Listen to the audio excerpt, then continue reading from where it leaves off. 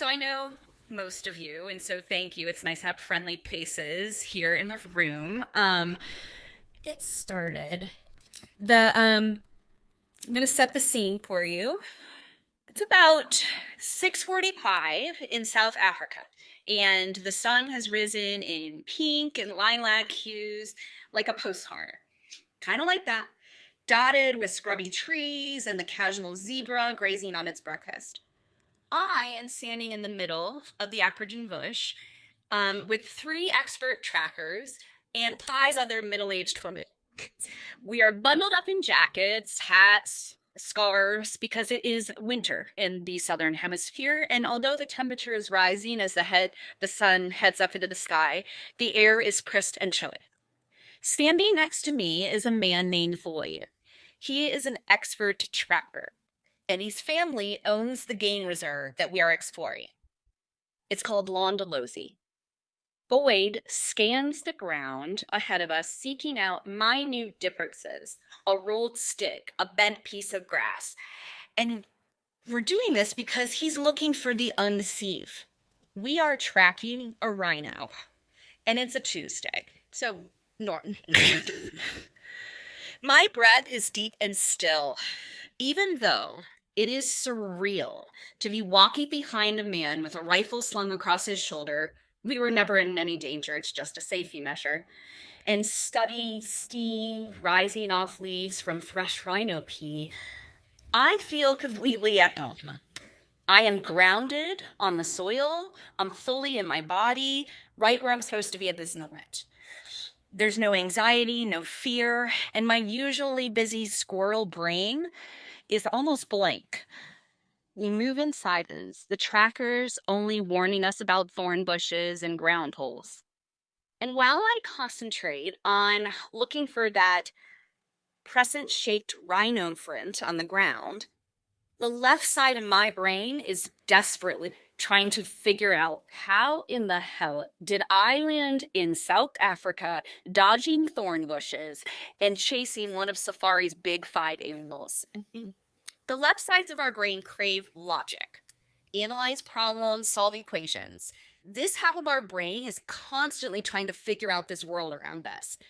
But this puzzle, this turn of events that landed me at the southern tip of Africa, it wasn't linear. It wasn't orderly. It certainly wasn't logical.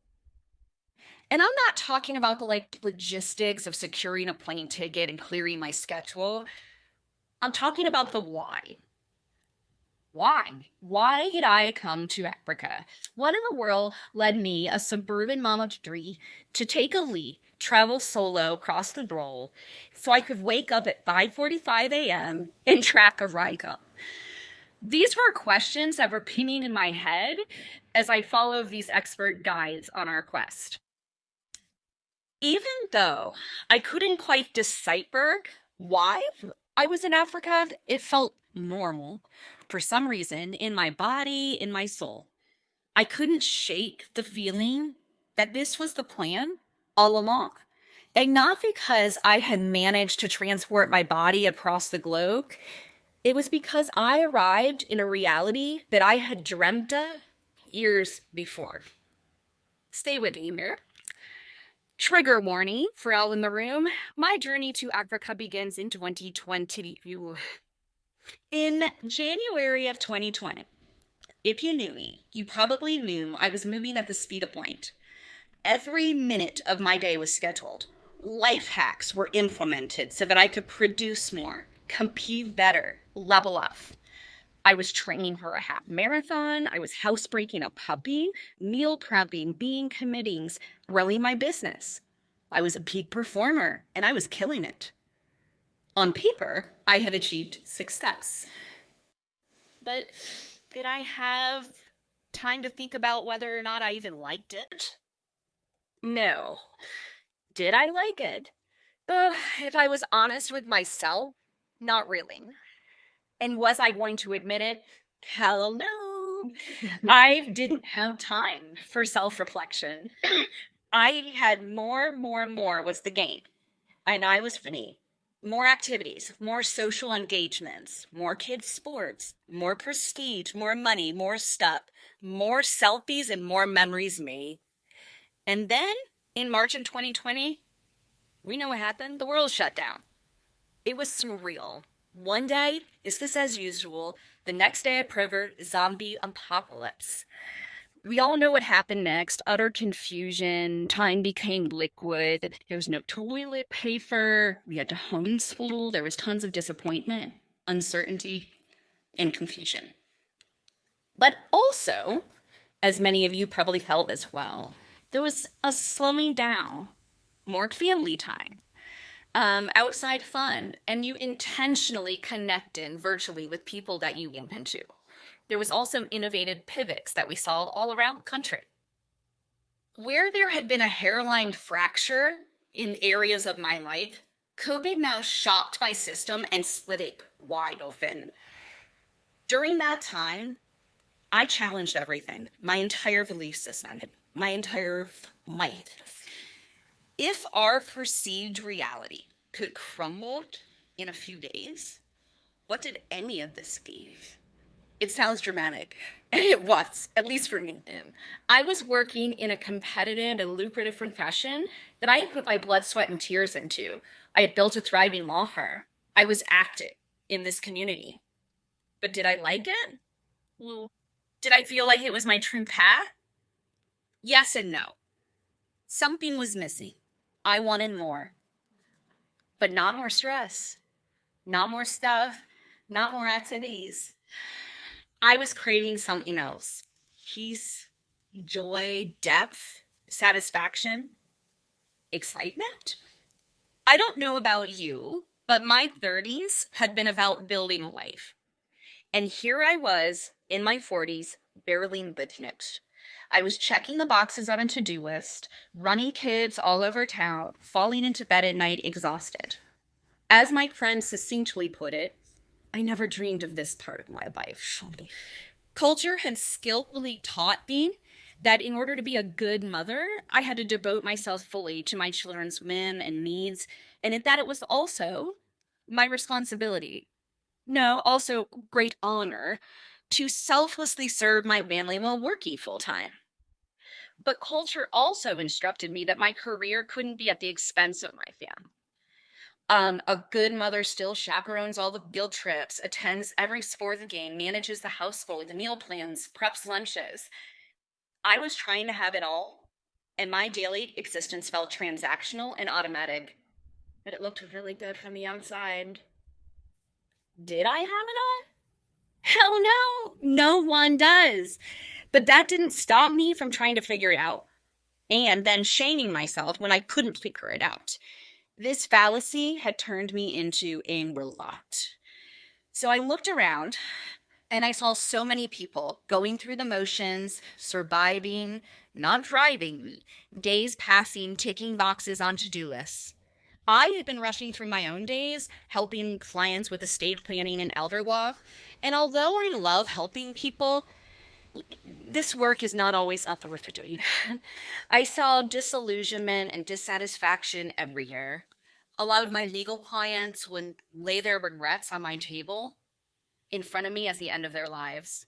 From not taking trips while they were healthy enough to do so, to saving all their money for tomorrow that never came.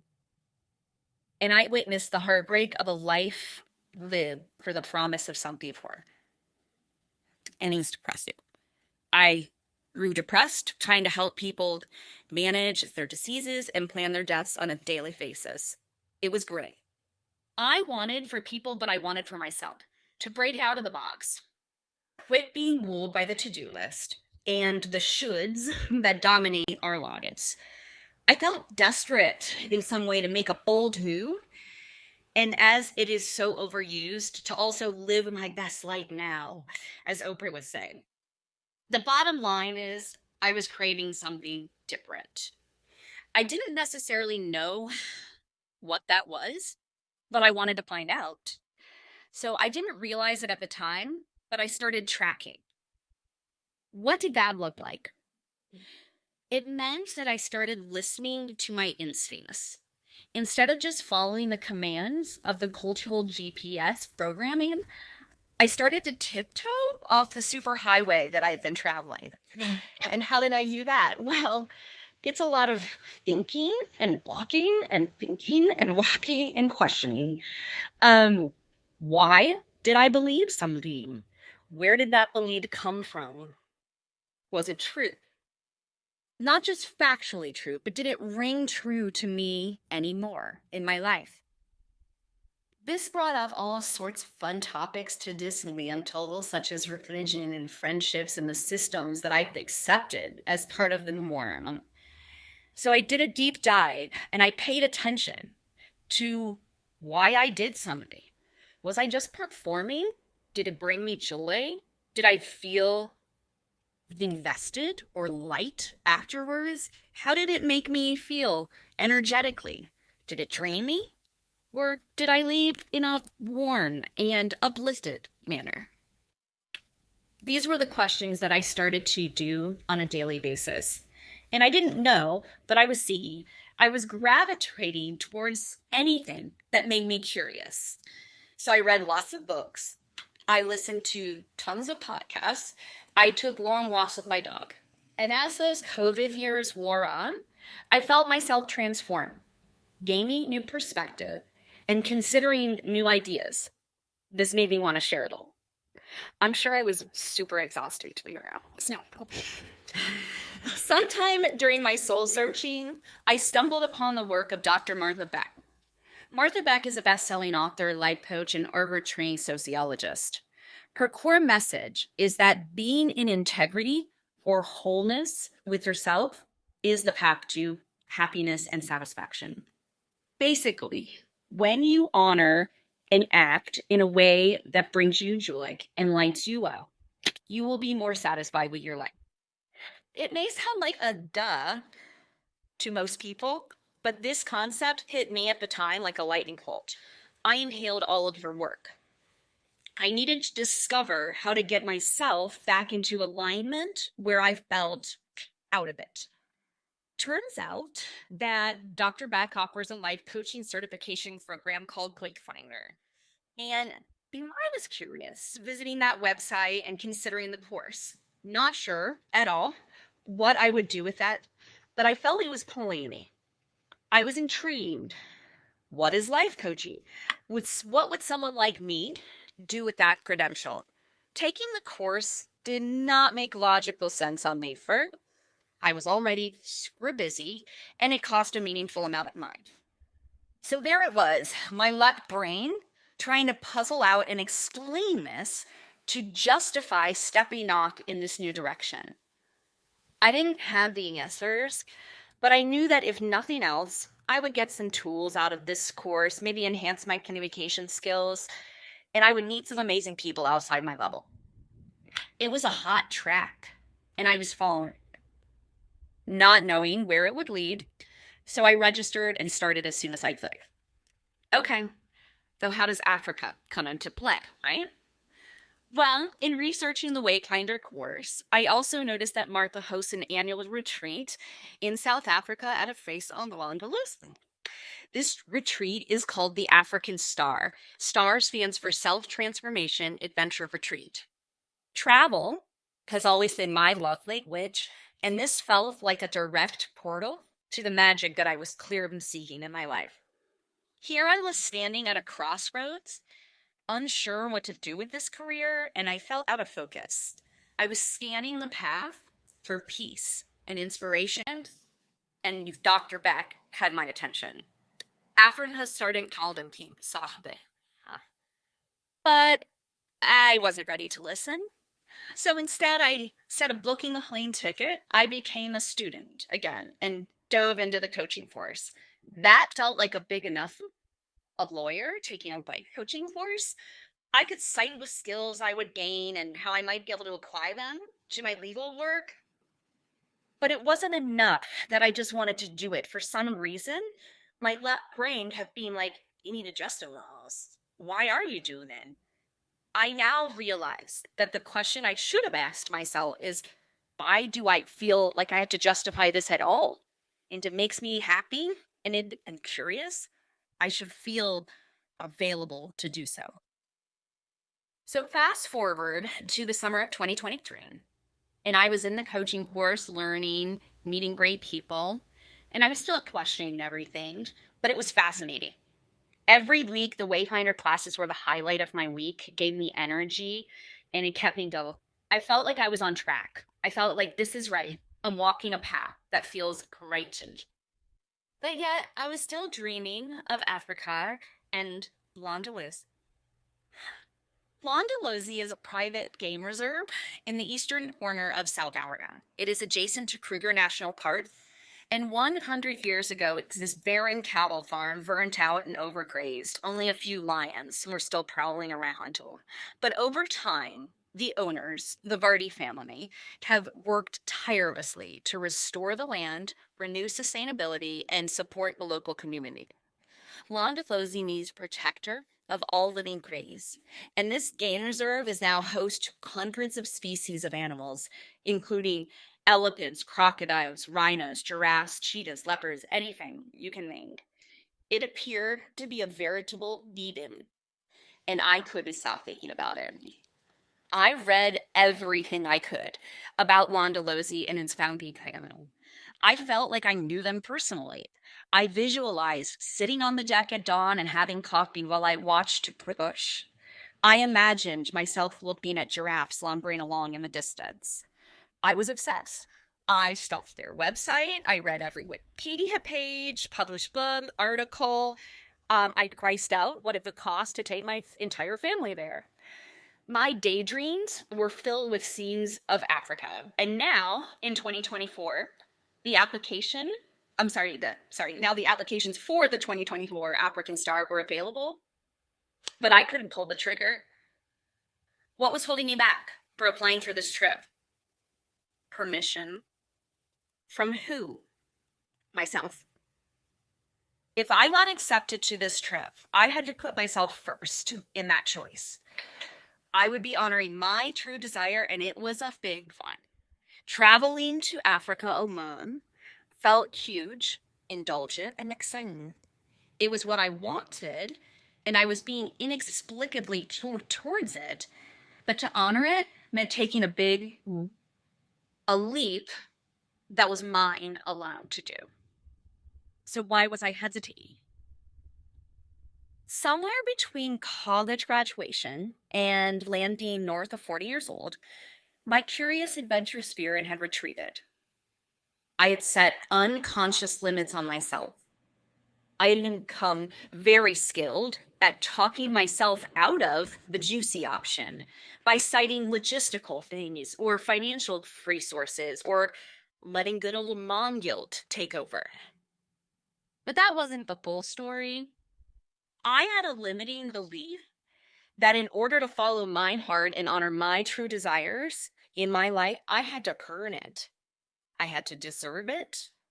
And that only after everyone else's needs were met, after I covered any budgetary deficit, and only without disruption to the status quo, could I follow my passions.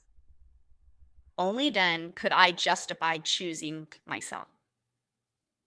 So I was holding back because it was my desire that was causing the divergence from the beaten path.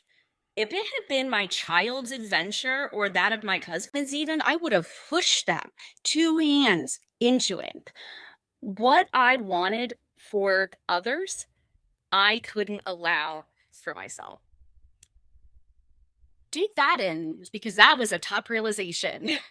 What I preached to others, live now, take the risks, follow your heart. I now had to practice it. The time was out, and I had to either keep tracking or miss what was up around the bend.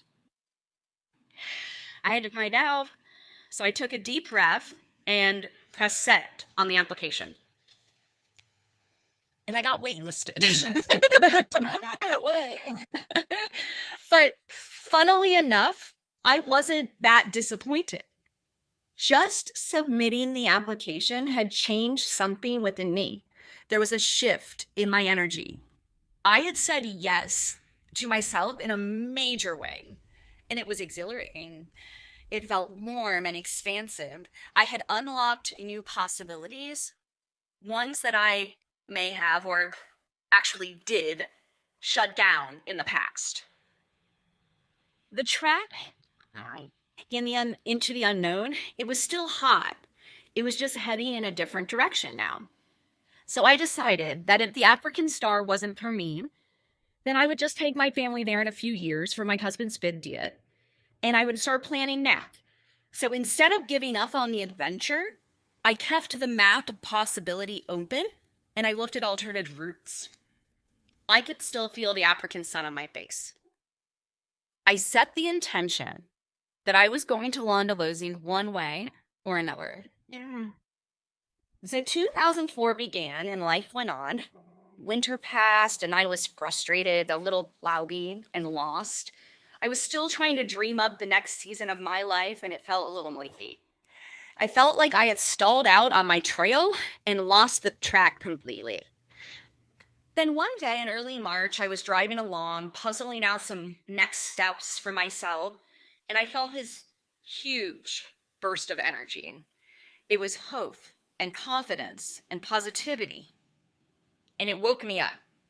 So it was exciting. I went home and I was like talking to my husband and called out all sorts of goals and next steps ideas, and the ideas were percolating. Something was happening. It felt possible for the first time in months to do the next things that I thought I might want to do. I felt like something was behind me or someone giving me a push. And although we had basically forgotten about the African Star application or the wait list, I told him, oh, I still want to go on that retreat somewhere, maybe local. I was like, well, find on Google or something. He's like, oh, with you, it's either local or Londolozi. And I'm like, stop. So later that afternoon, I'm playing basketball with my son, still having a great day. Sun is shining. I'm really positive. I get an email hours later. Hey, a spot on the African Star has opened up. Do you still want to go? Absolutely. I didn't hesitate. I didn't talk myself out of it. I didn't even think about logistics. The next track had appeared and I ran towards it. And so 3 months later, I was tracking a rhino through the bush, standing next to a guy that I had read about years ago and feeling the African sun in my face. What you want wants you. I know that sounds very woo-woo, but it's true. You have to meet it halfway. And you just heard, my trip to Londolozi began many years ago. And to get there, I had to say yes to myself repeatedly. I had to own my desire and put it into action. So tracking comes from wanting to track. I started by wanting something new in my life and in my career. It isn't easy to step out into the unknown, but I had grown so uncomfortable on the path that I had been traveling that I was already searching for an exit. I knew I had to get off autopilot before I was going to crash. And as I stepped off the well-traveled road, I had no idea where I would end up, just that I was ready to know and find out. I started Wayfinder with no idea what I would do with it. Honestly, life coaching was like a sharp left turn off the highway of supposed success. Even the term life coach felt very weird to say. I didn't tell many people about it because I couldn't explain why I was doing it. Saying that it just felt right didn't seem like a good enough explanation for my left brain. But I was following my curiosity and a hunger for something different, something new. So, do you guys have an idea, a curiosity, an inner desire that's been popping up again and again? Have you felt strangely pulled towards something that you can't explain, but you can't shake it either? Or you just feel like something seemed to see or out of alignment? And if you're not sure, no worries. Sometimes just thinking about some basic stuff in your life can help get to what you want next. To start, you can start with very simple questions as, what are your likes and dislikes? I know that sounds ridiculous, but I didn't know exactly what those were anymore. I had forgotten along the way. I let family obligations, routines, mom guilt, career achievements push my own preferences to the back of the line. So I became easy to see what was making me unhappy, but I didn't know what to replace it with. So write it down, make a list. Notice that when you feel discomfort or resentment about something, ask yourself why that is. And notice what lights you up, what gives you a warm feel, and what makes you feel lighter afterwards. What makes you curious? Pay attention to the energy that's flowing in the direction when you're being pulled to it. Let me be clear, no one else in my household was dreaming of Africani. It was just me. I was tracking it for years, and it pulled me forward along a winding road without even seeing Mondolosi ahead. I had to take that first step and follow the trail that gave me energy, joy, and kept me curious, taking me into the unknown. The next adventures of your life aren't going to happen by following someone else's mouth. Not your partners, your kids, your neighbors, your parents, your coworkers. You have your own internal guidance system. Listen to it. And when the track appears, act with intention. This means following your curiosity and desire with intentional action. Remember, tracking comes from wanting to track. It isn't enough to feel the call for pull of something and hope that you have time or energy to do it someday. Hope is passive and floaty like a balloon. It isn't strong enough for tracking. It doesn't muster ingenuity or problem solving, whereas intention is stronger. It's more focused and it invites finding alternate routes, being creative, considering other options. Intention has energy behind it. So when I got waitlisted for the African Star, whether I knew it at the time or not, I set the intention that I would visit that place eventually. I called it out to the universe. I did research. I made a plan and started figuring out how to save for it. I was still moving forward towards my vision. And this is so important because putting your energy and action into motion starts the chain reaction. It shifts not only your energy, but also that energy around you. You begin to chart a new course. So, if you feel the pull to track, decide if you're going to honor it. And if you do, act with intention and take the next step towards it, however small or large it may be. My first tracks were minuscule. They barely pulled me off the pavement. I took free online webinars. I read some books. But as I let my curiosity lead, the next track would appear and then the next. And I went deeper and deeper into the unknown. By shifting energy into the direction of my curiosity, my attention and focus were drawn to it. I learned to trust the track. For me, that meant continuing to do things that brought me joy, that felt right. Last winter, I admit it, I was a bit lost. A fog had settled on the trail and I could have no sight lines. I felt like I had lost my track completely. But I kept moving in little ways, even when it felt like trudging through mud and making no progress towards the goals I had. I didn't force it. In fact, I kind of let it go. I trusted that the next track would come when it was meant to.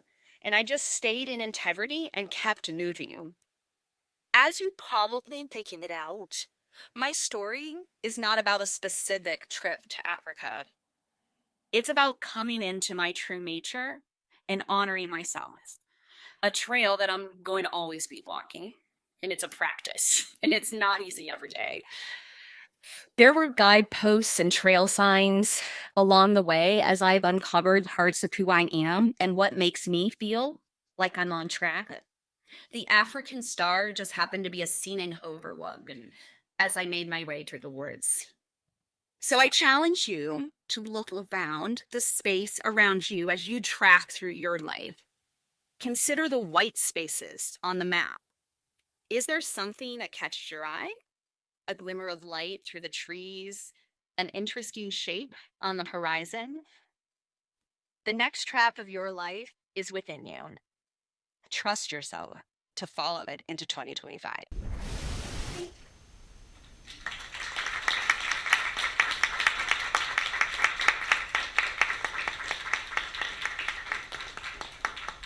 I will answer questions about the African Star if anyone has any. But before that, I wanted to thank you guys for being here and being so open hearted and willing to hear my story. I see so many familiar faces, but also just amazing, interesting, and vibrant women in this room. And I want you to know, truly know, that you are worth saying yes to. I am also happy to share details. Catch me after you food. Get a coffee. But if you are intrigued by what I share here today and you want to continue exploring the tracks of your life, I have two resources for you. There is a handout on the table that you can use to kind of, percolate some ideas of your own. And also, if anyone is interested in a complimentary 1-hour coaching session, you can sign up through the QR code on my handout. So I thank you for your attention. And seriously, if anyone has any questions about Africa, of the safari, the trip, I'm happy to answer. Or any of it. The talk. Sarah, sorry, Sarah. So were the other people that you were on this retreat with also involved with like the Martha Beck program, or was it Anyone can go on the trip. a bad? I will say that I think just by virtue of marketing, like she has more people that have been in her Refine for Coaching program go on the trip, but there were people that were not. And it was a group of 11 women from all over the world. There was New Zealand, Australia, Canada, and the US represented. And in the little synchronicities of life, there was a woman from Crescent Springs, Kentucky, also on the trip. Oh my God. Who could not be here today because she is sick. She actually registered and was going to come. So it just holds people from all different areas. And it was a great little small group of dynamic and different people. Like there was a doctor on the trip, an employer, obviously. There was coaches. There were real estate investors, people from all different. You're good. Yes, you had a question. Oh, I just wanted to know. God, if I get it's all the rhino. Good question. I know. We ran out of time. So I did see a rhino, but I did not find the one that we were tracking that morning. But it was funny because the trackers become so obsessed with the trail that they was like kept going, and they were finding like, oh my God, they're gonna kill us. You guys are gonna be so late for breakfast and all this stuff. Cause I mean, we were out here before and so they really wanted to keep going. I think we could have stayed out there all day, but not to then. So it was a lot of fun. You like so what are those surprising they were experience I just had a time like down you need a class.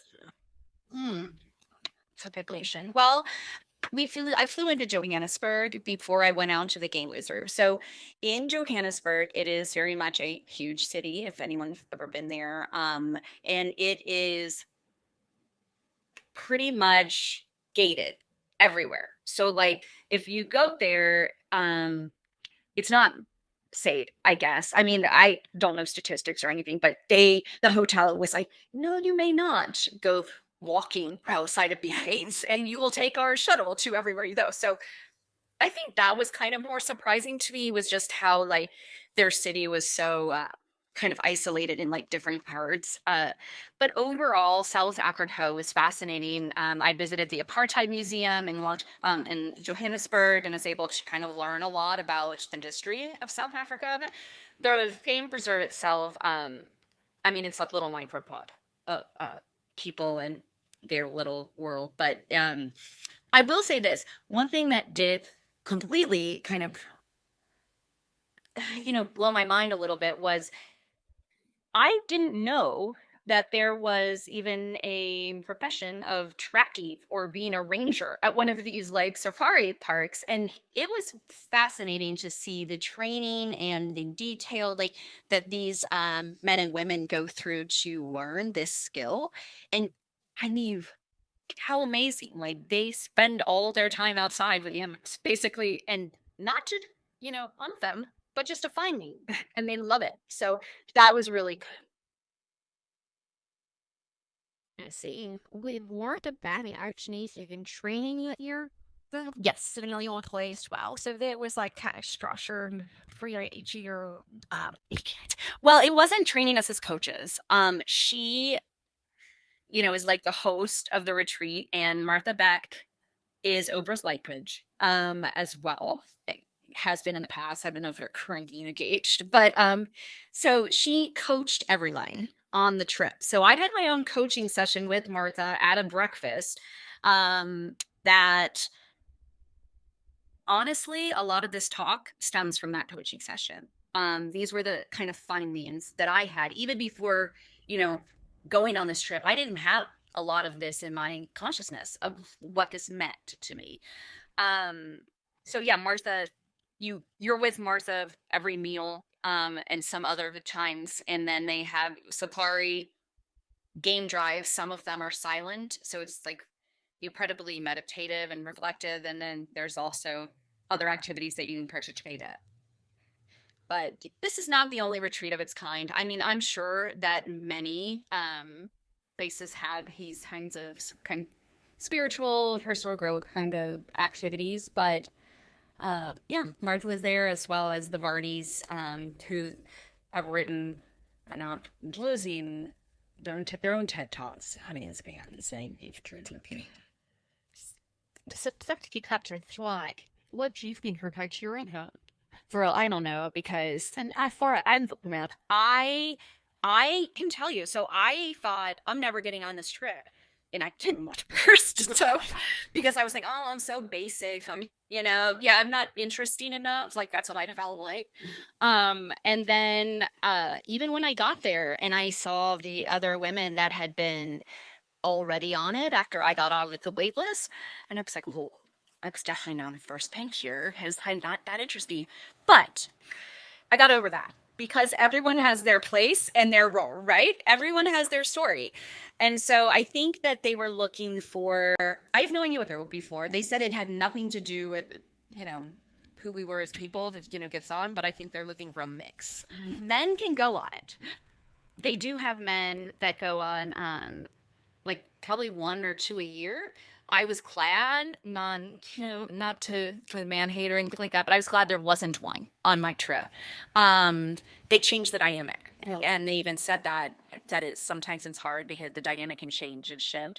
The women that I met were all still involved in like a free chat, and they do Zooms every couple months. I'm good friends already with a few of the women, just naturally gratitude towards each other for probably all these reasons. And yeah, so it's a place. I will say Londolosi is like nothing I've ever experienced, and we're it from a environmental standpoint, it really kind of drives home that like this is our planet and how special it can be if we take care of it.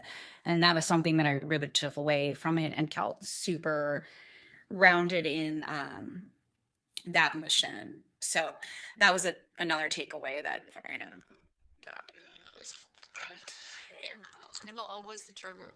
I was gone for about 10 days, but the actual retreat is I think 5 full days. Yeah. And you stay at their resort camp. It's not But I will say I left there and was at the airport and I realized and told my friend that was with me, I said, I didn't see a television the entire time I was there. They, I'm sure, had them somewhere, whatever they need them for, but they were not in our rooms. They were not in the common areas. I didn't see a TV on in the bar scrolling or, whatever. it was so nice. I got back to the airport. It was like, whoa, like this is what civilization is like. But it was really cool.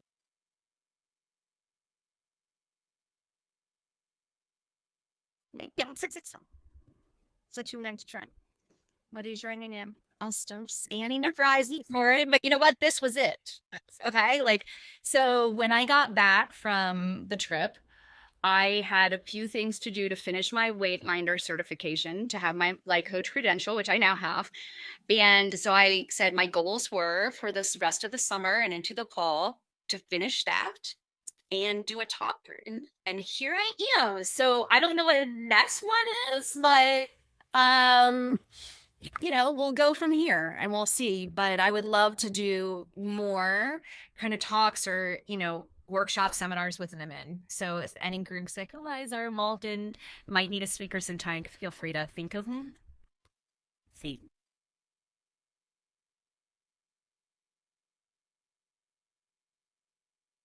Well,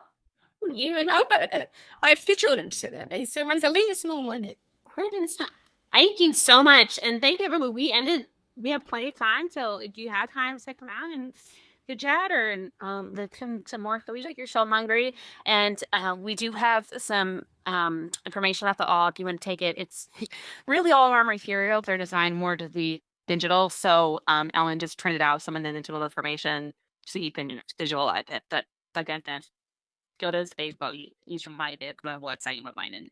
I think it's going to be a great networking opportunity and everything in January for people to get together and be a community and stuff. Yeah.